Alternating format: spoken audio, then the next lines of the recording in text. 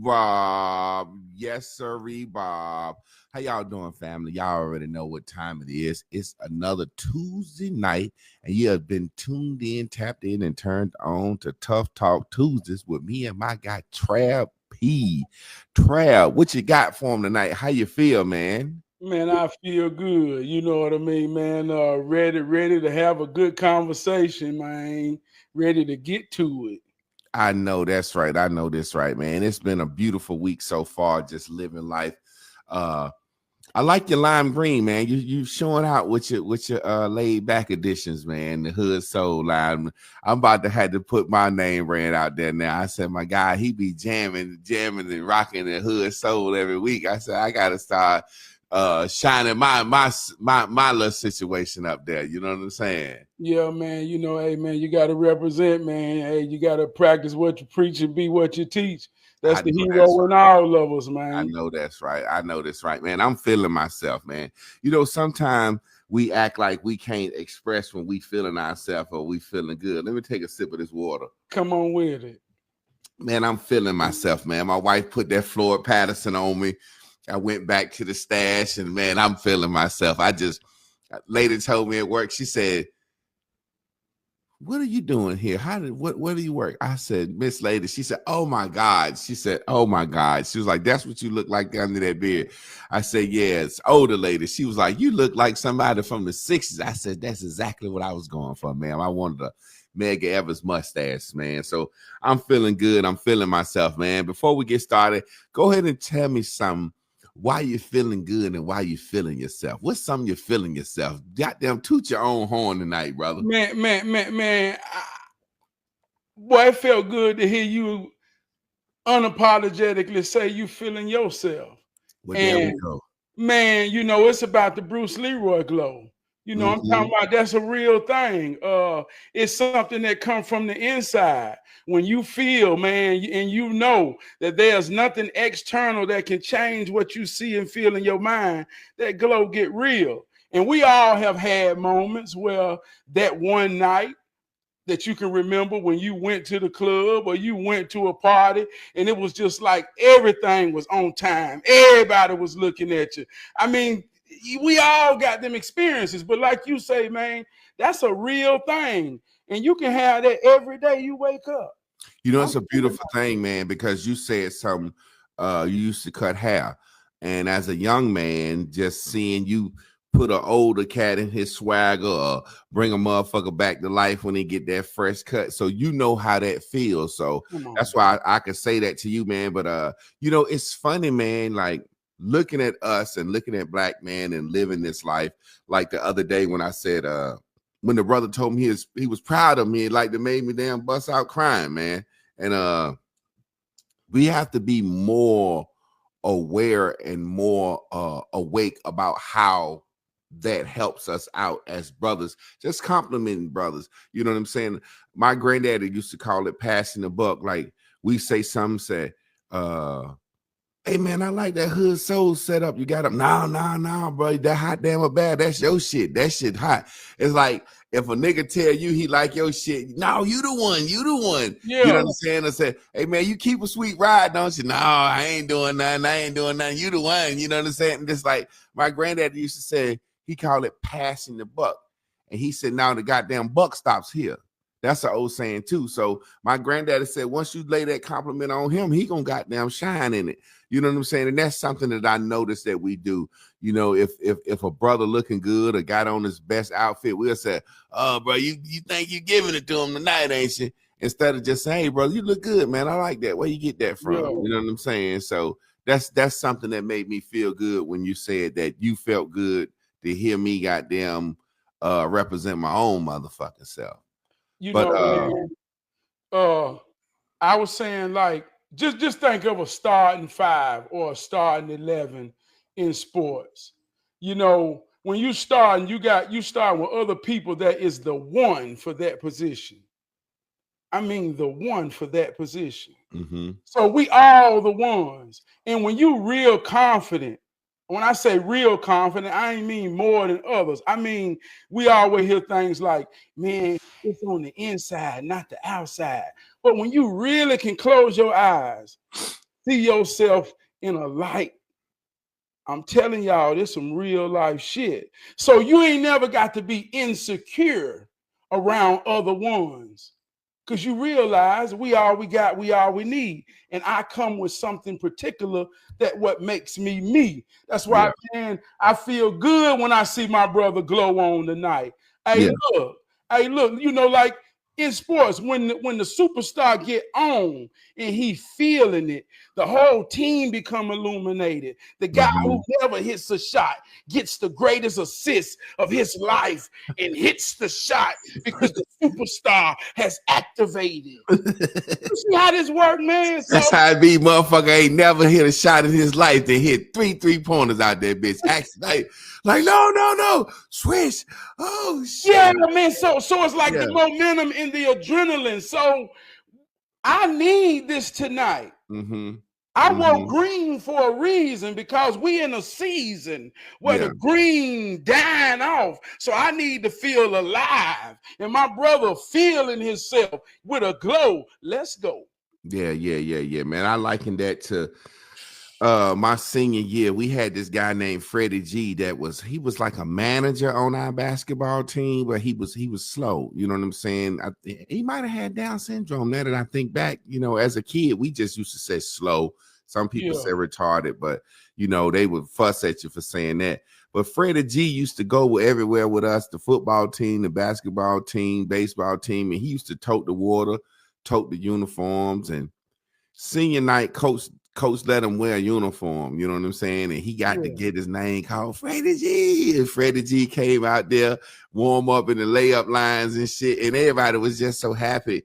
And probably about 5 minutes left, you know what I'm saying? We was losing. It was last game of the season. And everybody just somehow started saying, Freddie G, like put Freddie G in, you know what I'm saying? And we was just all laughing on the bench and we yelling and saying that shit too. And we like, Coach ain't gonna put Freddie G in. All of a sudden, Coach hit the whistle, Freddie, get on out there. Boy, the whole fucking gym bust open. Wow, man. First thing, Freddie G run out there. They throw the ball, give him a pass, hit him in the chest, roll out of bounds about 3 times straight. You know what I'm saying? So at some point, it's like the other team was like, they didn't kind of like, shit, we want to see what Freddie gonna do. You know what I'm saying? So finally, they got the Freddie the ball, and one of the guys on our team and turned Freddie toward the goal, you know what I'm saying, to shoot. Man, he threw that bitch some way, crazy way. Swish, that bitch hit all net, man. Everybody in the gym went fucking crazy like we had won the game. Next trip down, they threw that bitch to Freddie. Freddie hit 3-pointers straight, man. We ain't never seen that motherfucker shoot a basketball ever at practice. He hit them 3 threes, man. And I guess that's like that moment, man. Like what made Coach let him wear a uniform? Then the crowd like put Freddie in, goddamn. And Freddie turning the ball over, you can clearly tell he don't know what the fuck he doing. And the other team then stopped playing defense and then turned him toward our basket. That motherfucker hit 3 threes, man. So like I know what momentum is, and momentum is a beautiful thing, man. And we gotta ride each other's momentum. Like the young kids be like, don't ride my wave. No, we gotta ride each other's wave. Yeah. But man, I want to talk about something when we get started, man. I was talking to one of my homeboys and we was talking about time today. And I would say time is the only currency that you don't know how much you got left. Like time is, you don't know how much time you can pay a motherfucker. Like we sitting there and we talking. I said, man, you know what? We ain't seen each other in a couple of years, man. We got to link up more because we don't know when we're going to leave this world. You know what I'm saying? And he was saying, yeah, man, I'm busy working and doing this and doing this and doing that. And I was like, yeah, big things. But then I could tell a difference in working, trying to make it and save and this. And then I can tell when arrogance and, a new mode kicked in. Like, yeah, man, I'm getting my money right. So where I'm trying to get free out here. I'm going to be free. And he kept saying that. And I said, man, you think money is freedom? Come on. I said, money ain't freedom. Money is slavery. I said, think about this, man. I said, since they so-called said we came over here, right? Yeah. The only thing that we ever been worth was our bodies, whether it was breeding us, whether it was fighting us, whether us playing sports, you know what I'm saying, working in the field.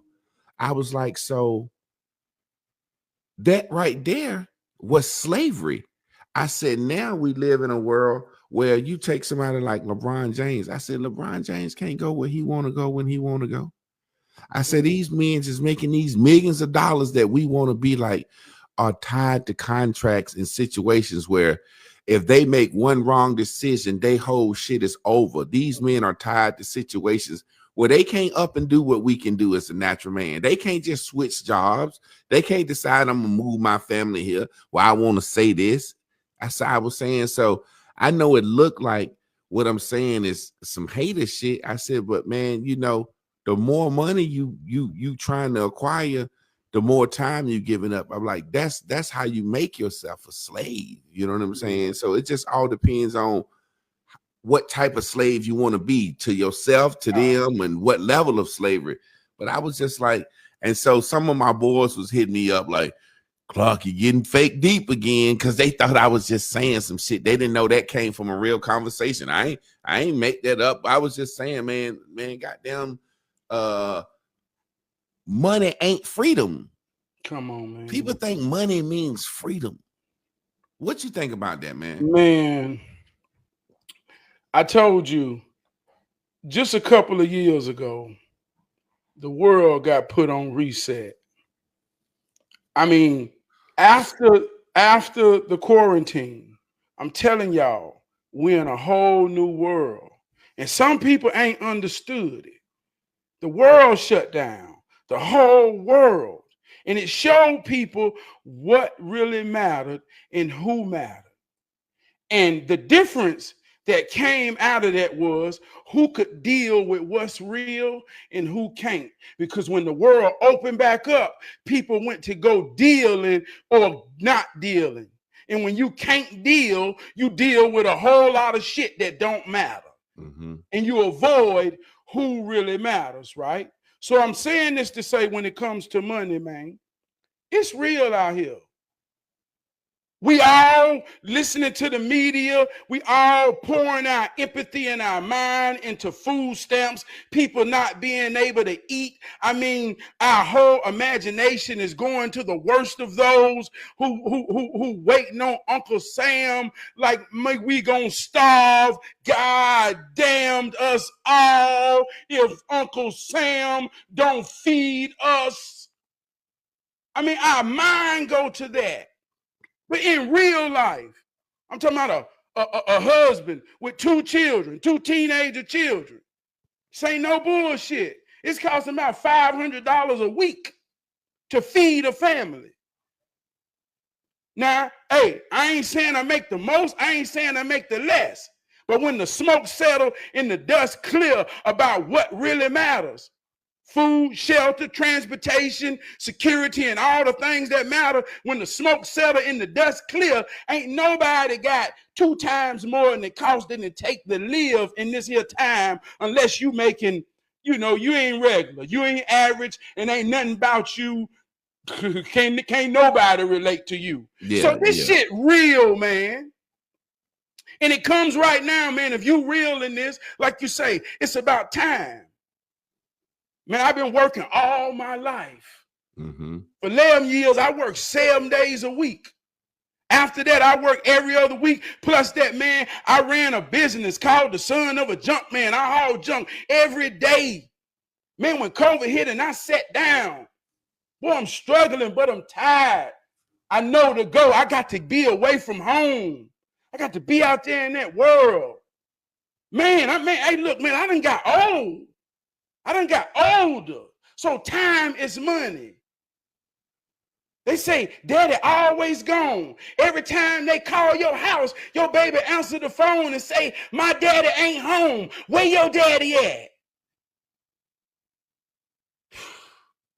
What matters and who matters? And if you really cut down the fat to what's real, food, shelter, and if you really got responsibilities, see, it's 2 things that separate people in this world: security and insecure.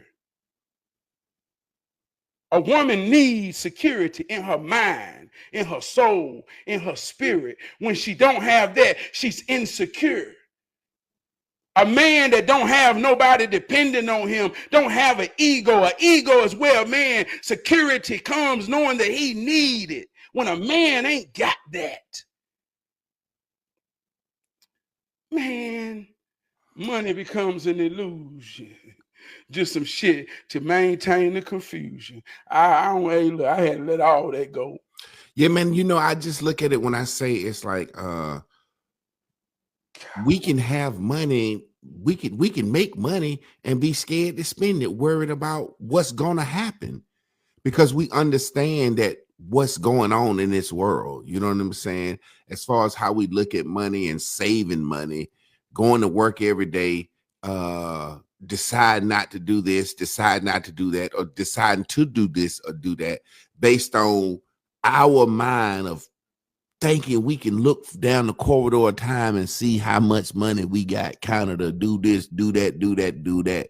And at any given time, anything can happen and you can use all that money or have no money. So it's a situation where I'm looking at it where I was like really, really thinking about it. And I was saying, what do LeBron James or Jay-Z have that I don't have?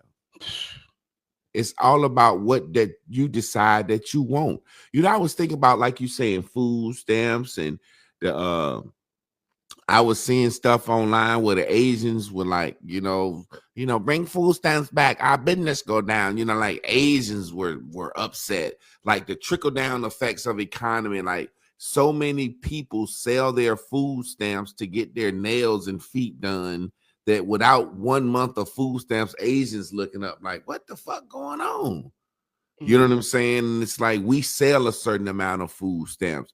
But what I was saying was, talking to my wife, I said, what's going to happen is people just going to have to stop selling food stamps.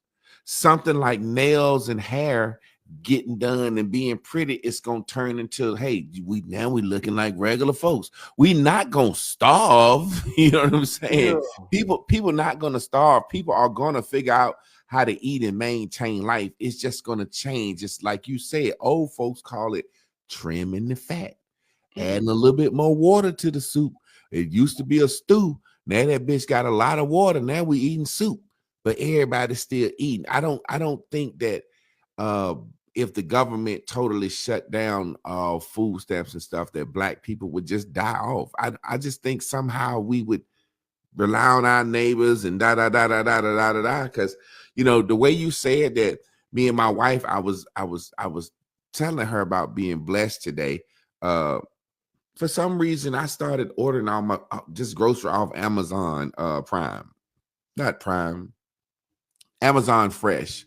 And the funny thing is, I said, damn, I done ordered groceries off Amazon Fresh 3 weeks in a row. And I'm so OCD, and my wife's so OCD. And then my daughter she's such a picky eater. I didn't order the exact same fucking thing, just hit the same cart 3 weeks straight in a row.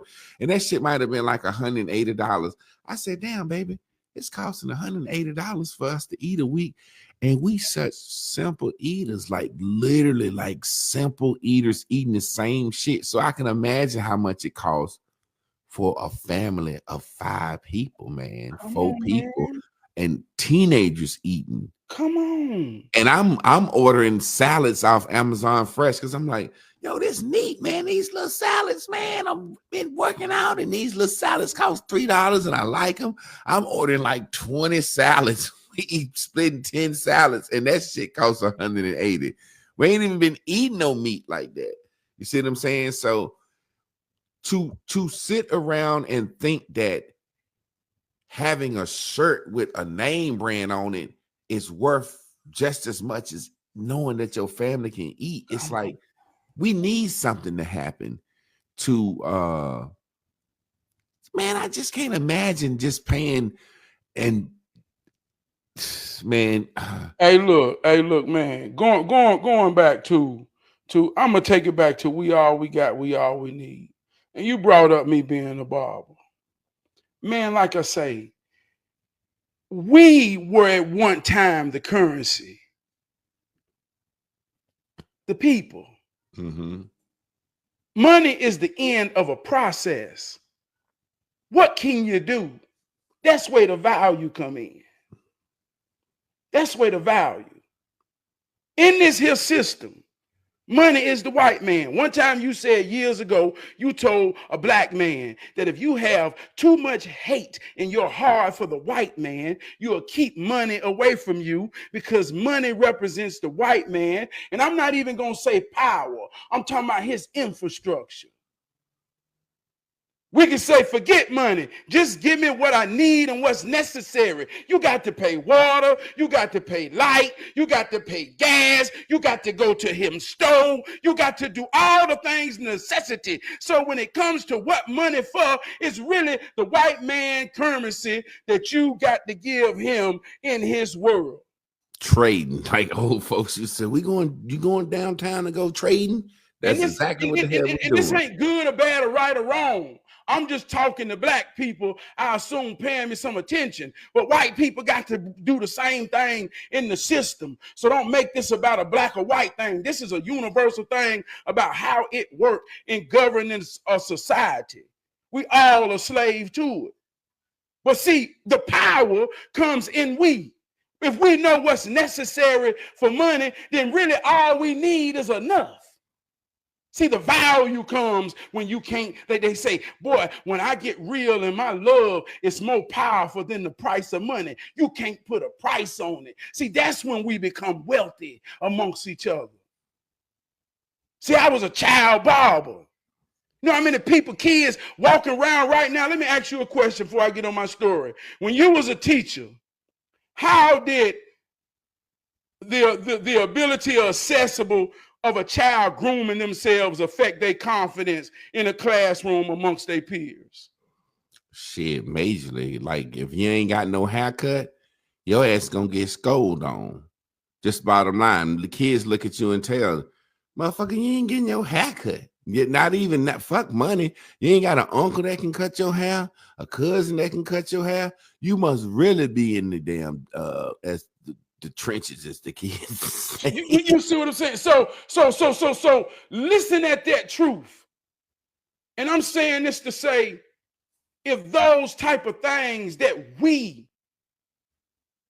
need from each other determines value. I was a child cutting people's head that went to school. When I hand people that mirror, this is why I talk about mirror work now. I don't just talk about standing in the mirror like a damn fool. I'm talking about, man, I've had the privilege and honor to be in position to give a man a mirror and watch the magic happen closely. So I know it's a power when he see or she see herself in that light. So I'm saying this to say, if just having us, and it ain't about money, sometimes it's worth a conversation.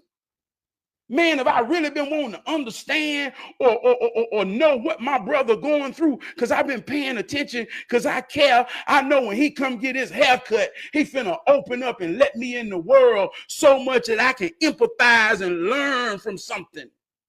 You understand what I'm saying? Yeah.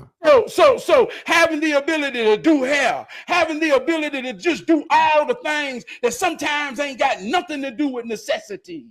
It's cause you fortunate enough to be in a relationship with me. You got me. What's a hell of a thing to be mine? Who is that? That's my friend. That's mine. That's my brother. It's a hell of a thing to be mine. That's when people who don't understand how it works, see, they be on the outside of the globe of a whole people who got confidence and love for one another. We can call it the spirit of Christ. I'm talking about just being genuine. See, they be on the outside trying to add it up with a calculator. Man, they got money. They got money. Every time I see his son got a fresh shape up.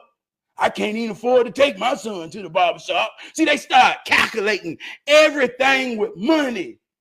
They like stripper hoes who ain't understand the game in Players Club. Make the money, don't let the money make you. We got a whole lot of people with whole minds letting money make them.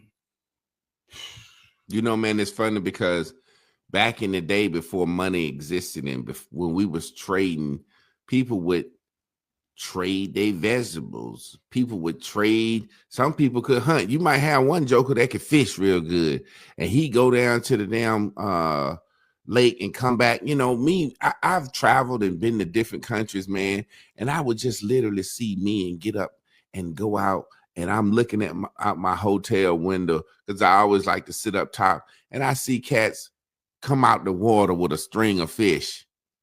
And by the time I go downstairs, they literally at the market selling these fish they just caught out the water. I've seen kids come up with a bag of fucking avocado on their shoulder and sell them to the restaurant that I'm eating at. You know what I'm saying? So I've seen how this economy, like you said, we all we got, we all we need, worked. And I want to know, the question is how we get back there. But I want to form a vision for you before you ask this question. I can remember my uncles when I was growing up. I thought they was bums, like they ain't got no job, they ain't got no job. But I grew up on a farm, so everything we needed was right there. So it was a situation where they never had money, but they had enough money to get their drink on, they licking, they beer. You know what I'm saying? And I just remember everything we needed was right there. And there was a time where people didn't think about how much they had saved. My granddaddy used to call insurance in case shit. Right now, we got this whole thing going on about insurance. There was a time where people lived, and if you got sick, your neighbor helped out.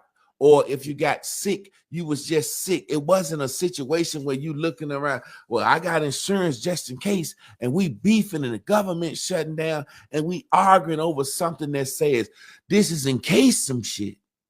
We ain't sure now. This just, you got to have this $300 a month in case. And we've lived hundreds of thousands of years before somebody came up with some pay a premium just in case you get sick and need to go to a doctor. You see what I'm saying? So it's like a fear that we're living in just in case some shit. I want to ask you, is it possible, or are long gone are the days where you think that can happen because of the system we're in? Or do you think we just have to go back to where it's like government ain't giving us shit for us to say we all we got, we all we need, like the power of us? How do we get back there? Is that possible to do that in today's system? No, I don't think it's impossible, but I think we never left. There's different levels to life. Those levels are always gonna be. Sometimes we change in levels, like as a husband and a father, who's vibrant, who's working, who got dreams. It takes a certain level of mentality, discipline. Discipline leads to powerful things. Like you say, man, you could tell you live around them white folk. Well, I don't see it like that, but hey, look, I work hard, man, and it got to show in more ways than one for the security of my family. I want to put my family in the most safest position I can put them in. If that look like a certain thing, then that's what come with this mentality, right? Yeah. But there's still down the street and around the corner, there's still people on another level. And not to say that that level is a material level, it could just be what matters. That don't matter to them.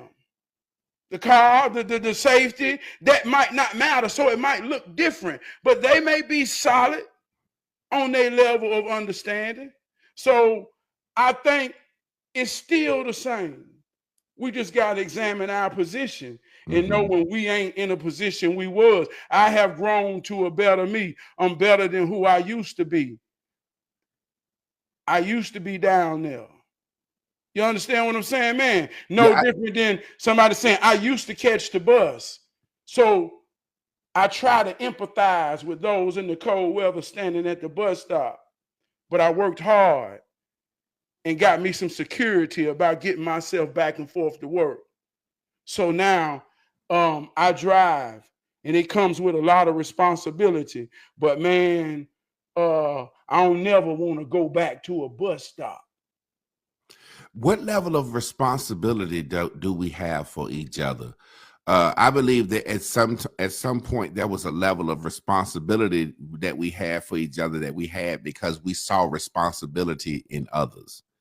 Meaning this, when they say it takes a village, and when we lived that whole we all we got, we all we need mentality, we didn't go out and make pointless babies out of lust. And like I believe now we at a point where it's like if we said we all we got, we all we need, we're starting to see socialism, essentially communism. A lot of these people want to bring communism. Like in New York, this guy say he won't rise to be free, grocery stores to be free, this, that, and the other. So essentially we're coming to a point where we want to say, let's let the people that work hard and have and make the income help the people that don't. What level of responsibility? Because I know I don't mind sharing with somebody that I think trying. I don't mind sharing with somebody that I think, what am I saying? I don't mind sharing with somebody that I think ain't out here fucking up. Like I've always seen myself to step up for a stranger or seeing a woman in distress. You know what I'm saying? Yeah. But if she out here looking, talking, and acting a certain way, and I look up and I see a certain type of woman making some shit happen, I'm less likely to intervene. Yeah. So what I'm saying is, when we all were working hard and struggling and everybody trying to do right, I think it's easier to want to share than to say, hey, look, what are you bringing to the table, sister? You don't have this. You don't have this. What are you bringing to the table, brother? What do you contribute? It's a difference to share and then say, let's give these motherfuckers that ain't gonna never try. You see what I'm saying? And that's what a communist socialist system is about. You know what I'm saying? Say, for example, in China, different places that's communist, everybody go to work every day and everybody get the same benefits.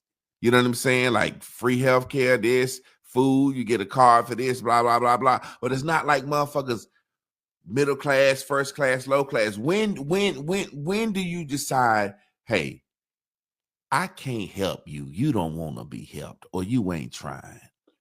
There's a section of our race that's not trying.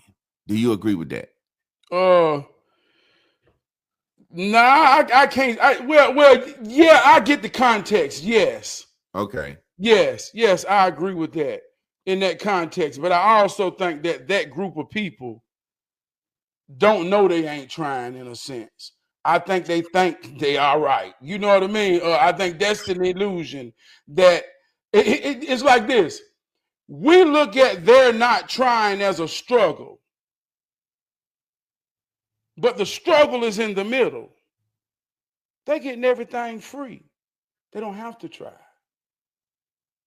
You looking, and I'm talking about us, we looking down in their sense. They not trying, because if they was trying, they wouldn't be dependent on that. But they securing that. So let me ask you this. That's my question. So for like an example right now, they're securing that. They've been securing that. Now, when the government, if the say food stamps, all that shit about to come back, but if it was gone, say 2 months, 3 months, what's our responsibility to help out in that situation? Okay, that's what I'm saying. Like, do you feel like it's your responsibility to say, well, you gonna have food drives, or you gonna go donate here? Like, how do you feel like you should have to? Because you just said it's costing you $500 a week to eat.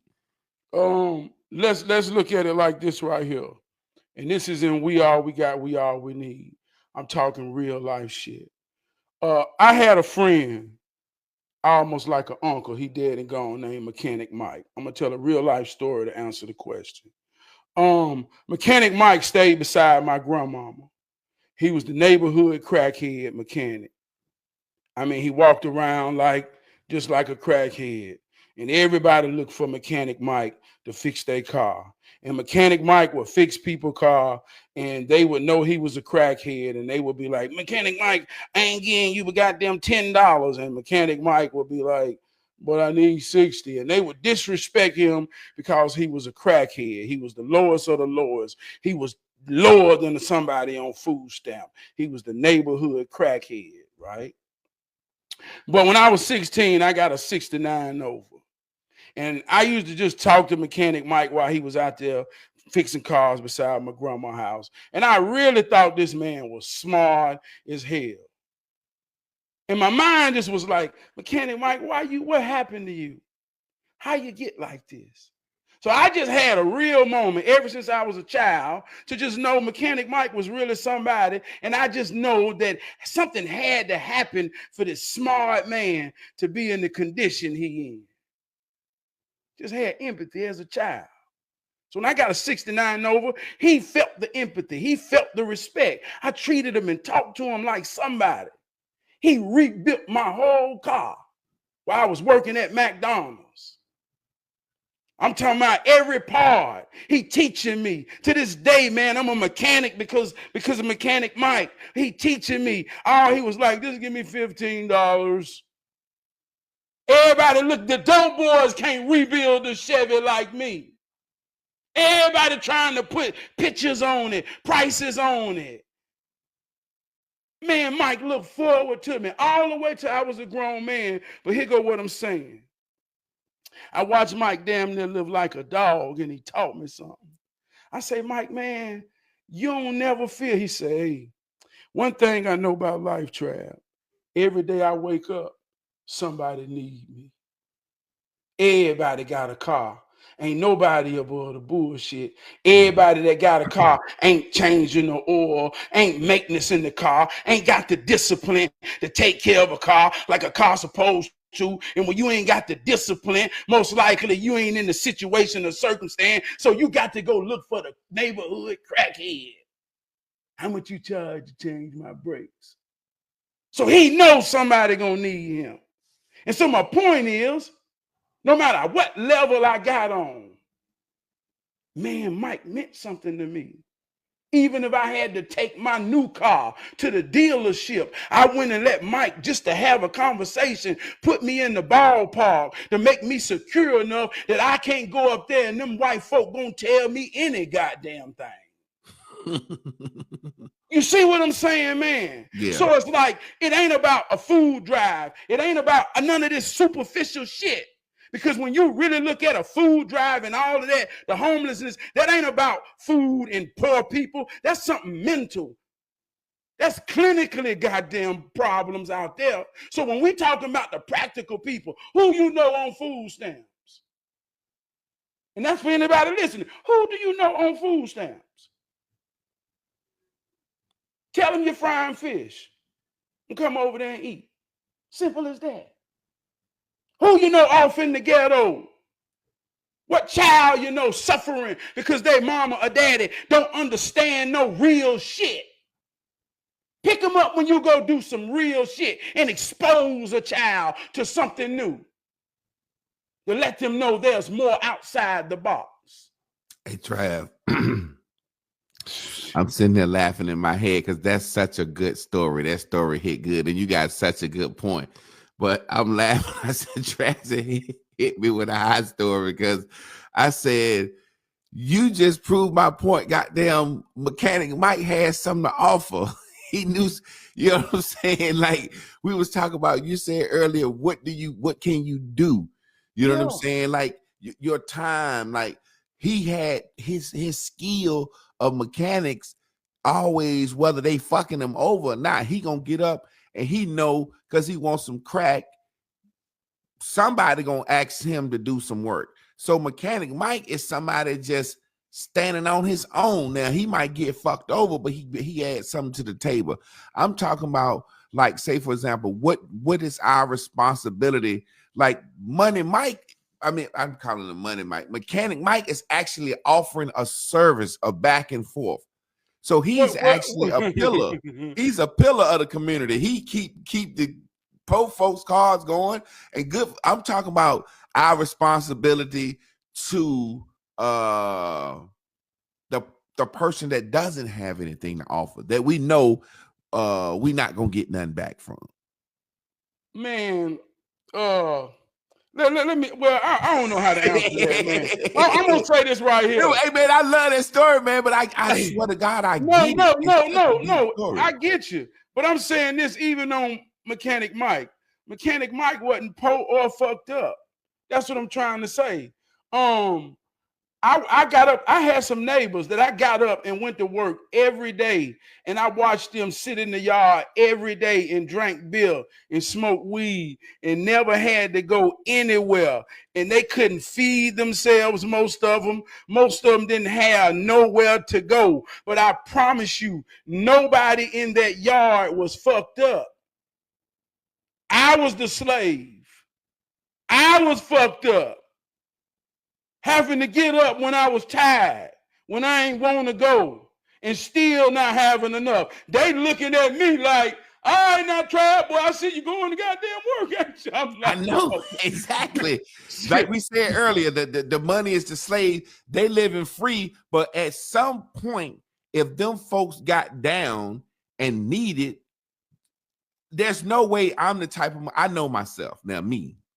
Now, I help people that I think can't help themselves, or there's no way, like you said, I can look at these people sitting in the yard next to me every day, smoking, drinking. All right, Trav, you going to work? Goddamn, da, da, da, da. And then all of a sudden, one week, they water off or they electricity off, and here they come with a drop cord, want the goddamn plug into my house. I'm gonna have to tell them, motherfucker, hell no. Yeah, well, let me even put it in this way. Your conversation is really about children. Like I say, the adults. Yeah. They ain't man, they look, man, I promise you ain't nobody messed up. It's the children that's messed up, if anything, because they vulnerable to somebody understanding or not understanding. A fool that don't want to work, don't work because he don't want to work. If ain't nothing wrong with him, psychologically, then the first nature is self-preservation and survival. So when I watch a man who ain't got that nature, man, he all right. You'll be wrong trying to figure out why he don't care about what you care about. You understand? Yeah. And I'm learning this, but I had to learn that from Mechanic Mike. This is a rich man. I'm talking about rich. And he looked at me in the fight, trying to do right. And he cheered me on. Keep going, Trav. I believe in you, Trav. Hey, man, you're a good man, Trav. Keep fighting and fight, man. Raise those kids. Love that woman. But at the same time, when he opened up his shirt and showed me all his wounds that got him goddamn destroyed, see, I realized, man, you can't, this thing called heroism and righteousness and realness, and out here living this life trying to be the best you can be and give something, man, you can't, you can't put that expectations on nobody. Sometimes when you project that out to the world, that's like expecting a fish climb a tree. So when grown folk fucked up, man, I'm telling you, I'm telling myself this. I'm training myself to know they all right. Yeah. They all right, man. I promise you. And what you saying kind of coincides with what I was telling my wife, and I've been saying for years. Black folks think we white now. And when I said black folks think we white now, we can look at another group of black people and say they're less than us and they need our help. Or we can look and empathize with open the borders and let the immigrants in. They should have a free shot at the American dream, as if we've had such a great free shot at the American dream. Yeah. Like, we're so empathetic. Open.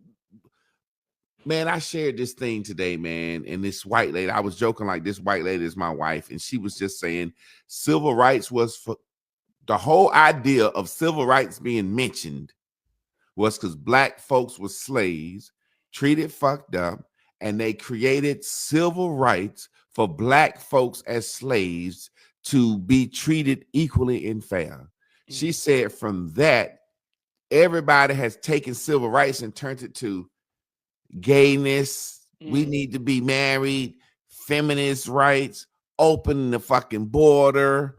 You see what I'm saying? A welfare state. And she was like, we don't owe women the right to abort their children. We don't owe gays the right to get married. We don't owe immigrants anything. But now when you say civil rights, the last motherfucker you think about is black people. And we as black people voluntarily say, let's march for everybody to have civil rights. And we losing everything. Come on, man. So I sit back and I say, we think we white. If we don't look at it as us still within a certain level of struggle, or look at it, we like, shit, I'm a man with a home. I got a home. I got the American dream. Why shouldn't an immigrant be able to come over here and get the American dream? Whereas the white man still motherfucking want to hold on to his. He ain't welcoming and open-minded and inclusive like we are. So that's what I say when I say we done got white, meaning we can look over at the poorer people and say, we need to give them something. And whereas at certain point, when folks won't try and folks say, man, fuck them folks.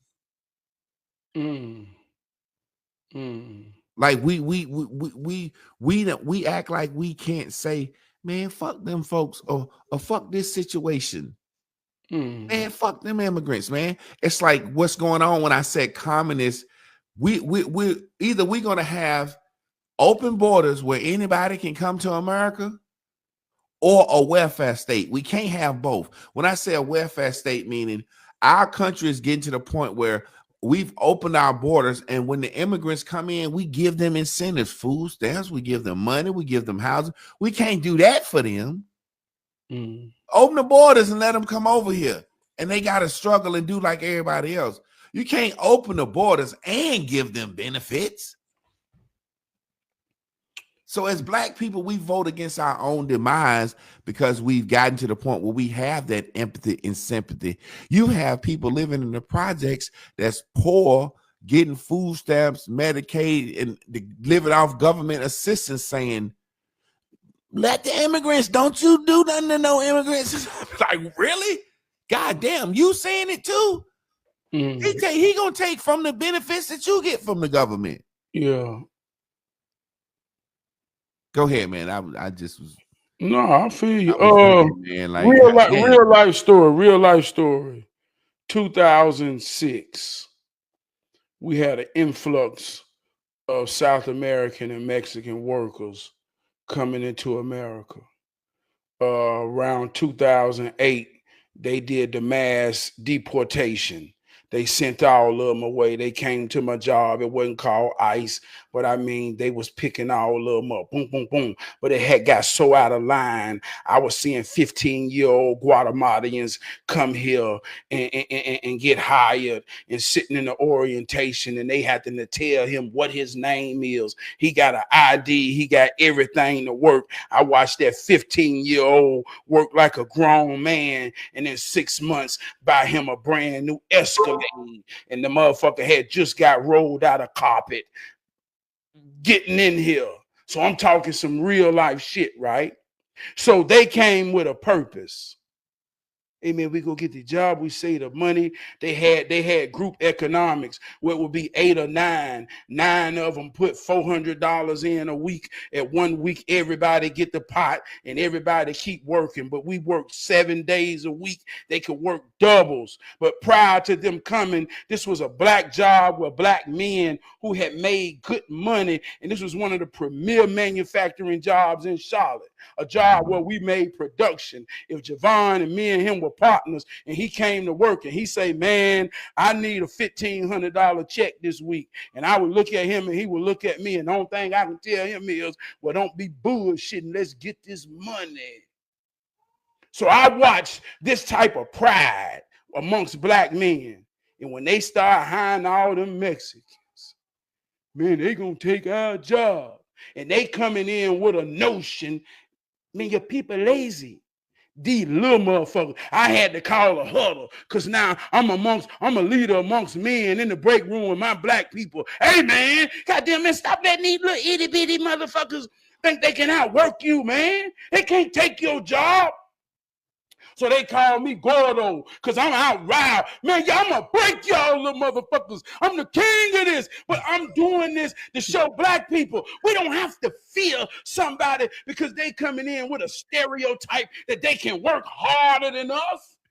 So if you don't know this shit in real life, these people come here with a pre-notion and an attitude to say, move, get out my way. Mm-hmm.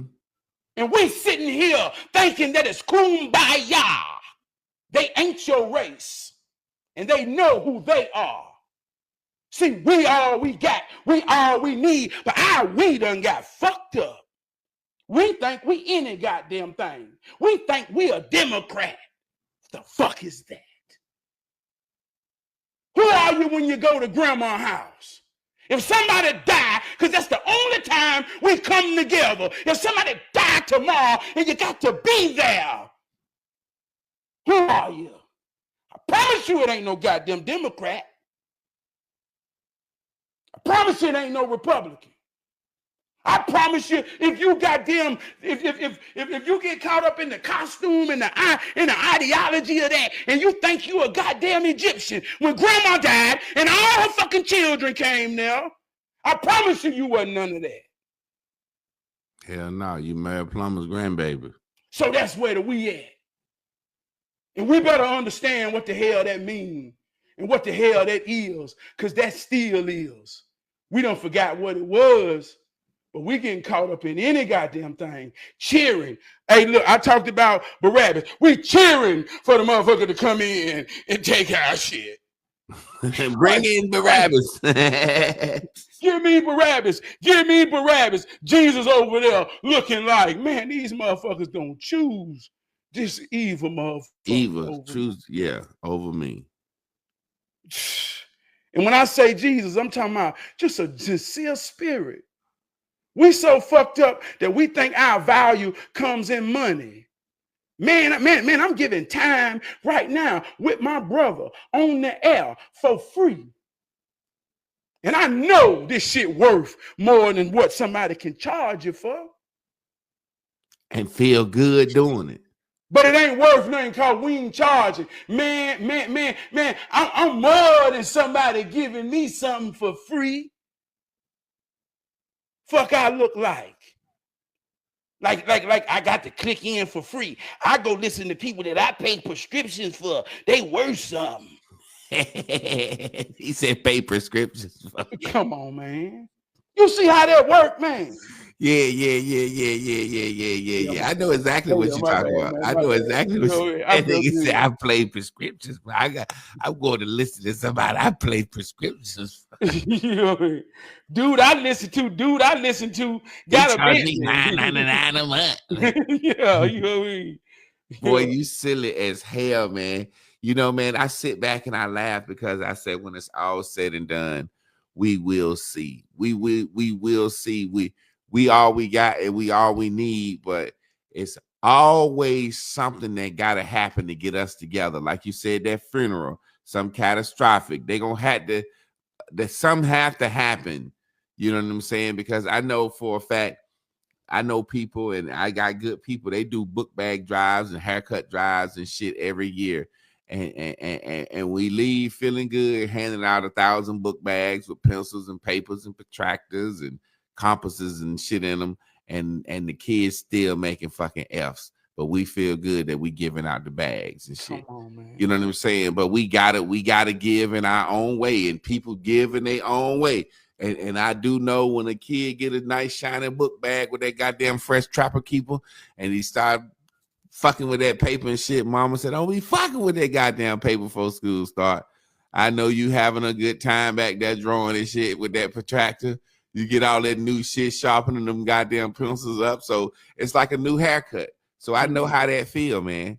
But Travis, 9 a.m., 9 p.m. on the dot, man. Set us up for the get out of here, man, because I'm trying to be professional like a real TV show, and I got shit to handle. Man, I say this closing as a middle class man. It's hard out here, man. When is it okay to say I need help? Pride is a powerful thing. As men, man, help is weakness. But from one hero to another, from one sister to a brother, the soul speaks, man. So when you know your brother or sister need help, we all we got, we all we need. Think of pride, think of dignity. I've looked into the eyes of a brother, man, without him saying a word. And I say, hey, man, I need somebody to help me. I got a job today. And I know he got time. And I know he know we sincere. And he ride with me. And he ain't got to do much. But he helped me. So I help him. And ain't a word got to be spoken. We all we got. We all we need.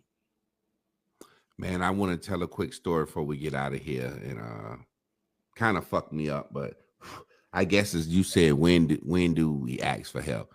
I got a partner, got sick. He drive a truck and he got sick. And he's going through some, and he's got a back injury. And long story short,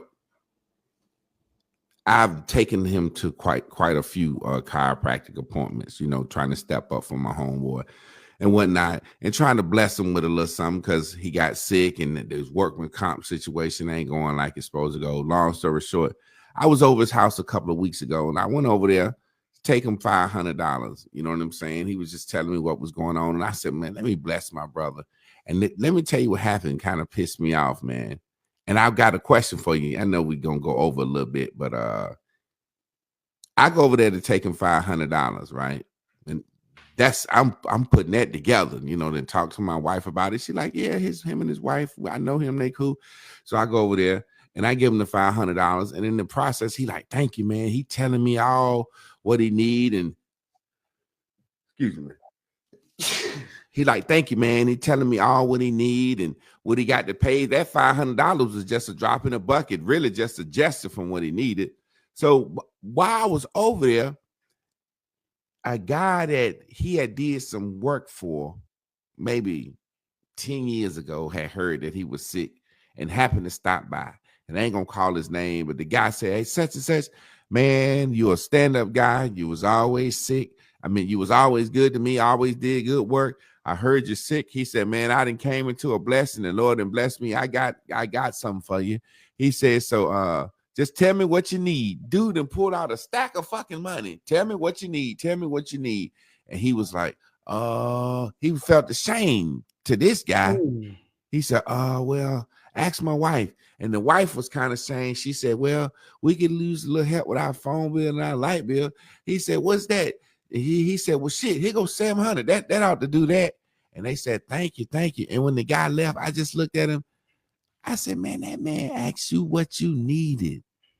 He had just ran down the list to me, how far he was behind and everything. And I gave him a little $500. And he wasn't ashamed to tell me, who know him personally, how much he need. But this guy, he done work for a couple of times. He was ashamed to tell this man how bad he was struggling. And this guy was literally standing there, a gift horse. Like they said, don't look a gift horse in the mouth. He literally was standing there with a stack of money, said, I got you, man. You always did good for working me. What you need? This man might have gave him $4,000 or $5,000. If anything, I'm thinking he gonna say, man, I appreciate it. He said, man, I thought he was gonna say, man, I'm in the hole, man. I need whatever you can give me, bro. If you can give me $2,000-3,000, it's gonna say something. He talking about, well, man, I don't know how much. What the fuck you mean you don't know how much you need? And looked over his wife. Well, baby, what you think we need? And wife, she like, well, shit, phone bill and light bill. He like, here go $7. Yeah. And the phone bill and the light bill together won't but like $300. And dude gave him $7 for that. So when he left, I said, man, how the fuck you gonna sit here and call me when you need a ride somewhere or to the doctor and take my 500 and tell me all this shit. And then this man is basically telling you, bro, he got you. And you act like you won't struggling like that. Yeah. That shit pissed me off, man. Am I wrong for? I was saying I don't fuck. Yeah, you wrong as hell. Hey, watch this, Javon. You wrong as hell, man. I'm saying, tell me what you really think. You wrong as hell, man. Yeah, tell me what you really think. But no, I ain't saying you wrong, but I empathize with that story from all the positions. I've been in a situation where the same way one of my homeboys called me out the blue and say, man, I did my budget. And man, I got some overflow that I want to give you, bro. And I was like, nah, man, I'm good. And he called me back like 2 days later. And I mean, he was real, dog. He was mad at me. He was like, nah, bro, I felt like you spit in my motherfucking face. He cussed at me. Because he really wanted me to understand. He said, man, that meant a lot to me.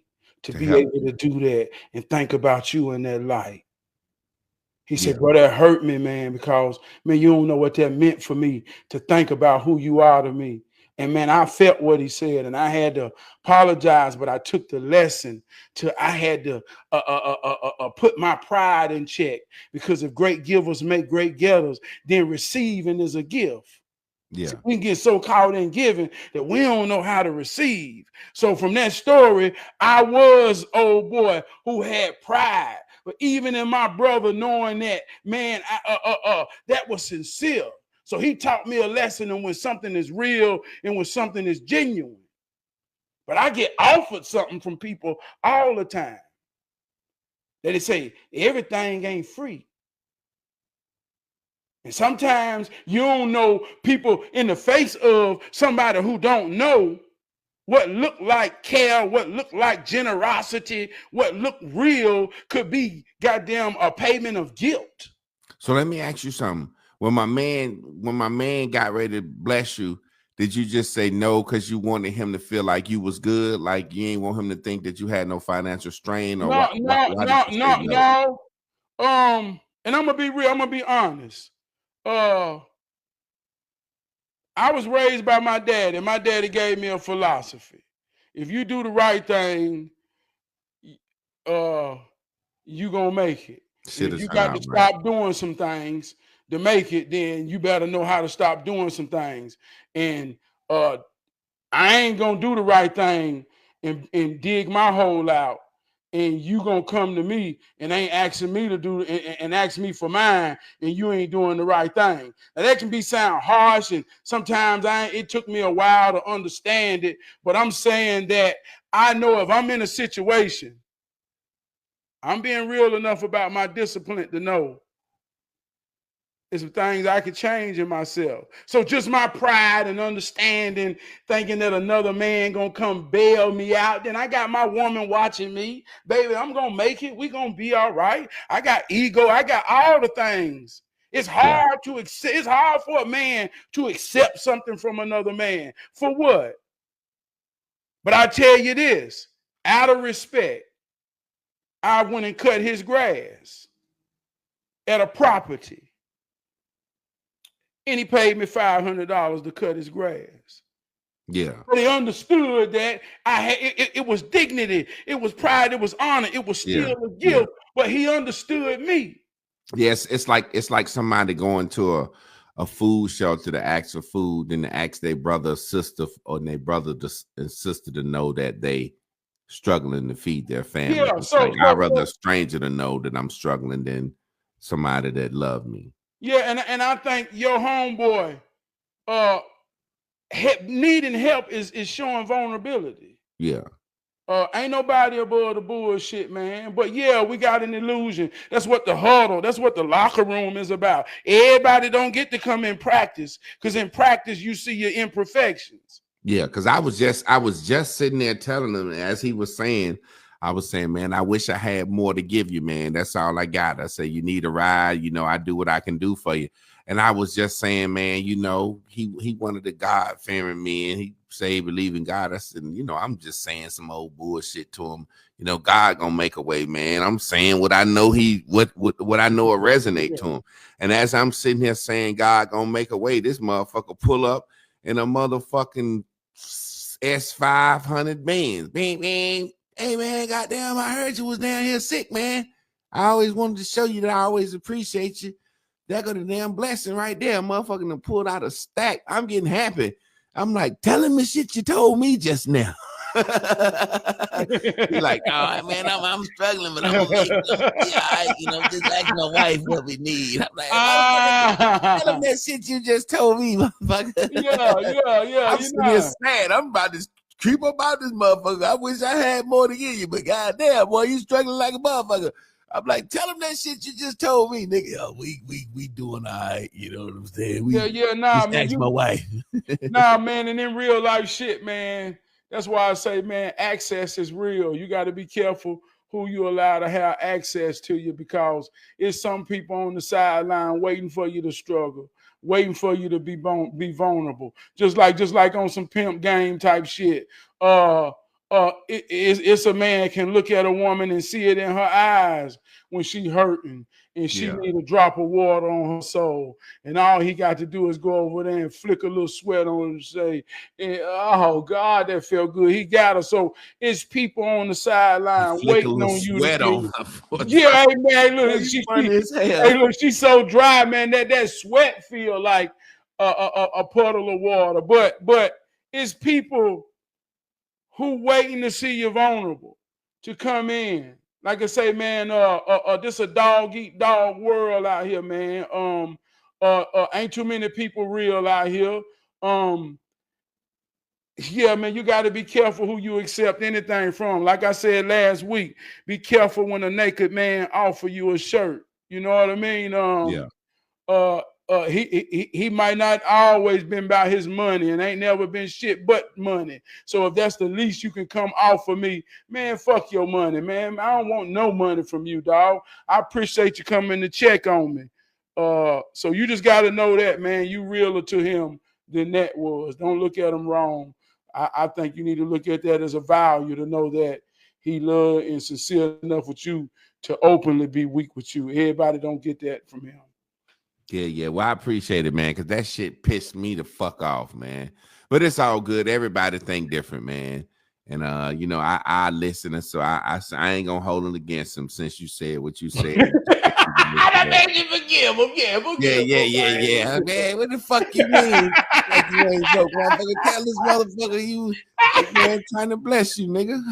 Yeah, man, he all right, man. Yeah, man. Tell him you sorry, man. Yeah. Hey, look, that's another thing I want to say, man. Sometimes, man, we got egos, we got pride. You know, I love arguing. Sometimes when I argue, this is what I got to say. When I tell somebody the truth and the truth don't work, put on your goddamn seatbelt, because I'm finna get all ignorant and out of bounds as I could possibly get. To try to get you to get the point. Nah, it ain't anybody getting the point no more. Fuck it. You don't want the point, so I'm just finna do the windmill. Fuck it. I'm finna make you feel bad. When you know that, man, be able to be real enough if you fuck around and land a blow. I'm sorry. You already know what time it is. Well, look, y'all stay tuned in, tapped in, turned on for me and Miss Carla tomorrow night, Wednesday, Ranting and Raving Wednesdays. I appreciate y'all. Y'all tune in to Trap Thursday at 9:30 for Hero Training. Let's get up out of here. Peace. Yeah.